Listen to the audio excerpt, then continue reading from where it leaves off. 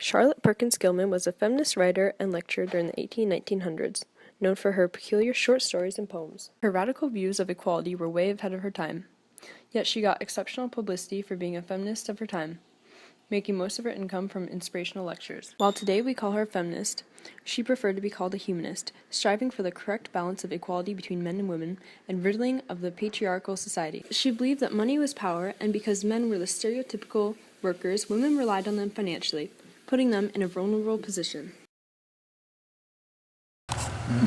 No, I haven't really thought of a reason to be a feminist. I am a feminist. Okay, sorry.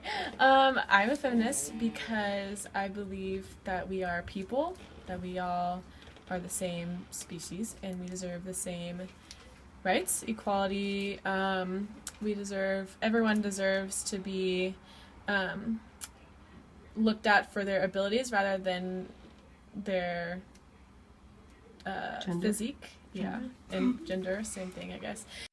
I don't know if I'm a feminist or not because I don't really know what feminism is. I don't really know the definition that well, but I would say I do believe in equal rights, but I'd have to learn more to know if I was a feminist or not. Yes, I am a feminist because there is a lot of inequality out in not just the working world, but just in general, and a lot of men still think that they are better, not just physically, but also mentally than women. Definitely physical inequalities, obviously. As far as mental, I know there are some things that separate men and women mentally. Like what? If I remember rightly, women learn faster, and then they just have different wiring as far as biologically. Men are hunter-gatherers, and then women stay at home. That type of caveman mindset. I do think there's a physical inequality between men and women just because men are built stronger, but I don't think that separates us either socially or mentally. I think that in our society women have to work harder, but I also think they're willing to work harder to get where they are so that we can reach equality.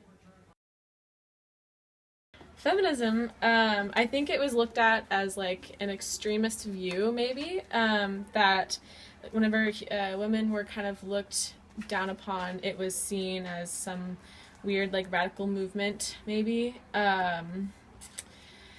I don't know, because it seems like males have always been the dominating gender, kind of, and in the history they were used to women being used for baby making and cooking, cleaning, stuff like that. So yeah. Okay, feminism in the past is definitely not as prevalent as it is now. I think people realized that women weren't equal to men, but didn't know how to approach the subject, and now our society is becoming more liberal. And I think the liberal aspect is definitely creating more feminists that'll fight for equality with women. Well, in the way past, that wasn't a thing.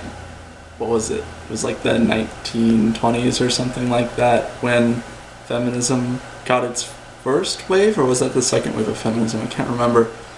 But yeah, I think it was around the 1920s or something like that was when the first wave of feminism, I think it was, started going around. That's when women were kind of starting to hey, we should have rights, and that's when women got suffrage.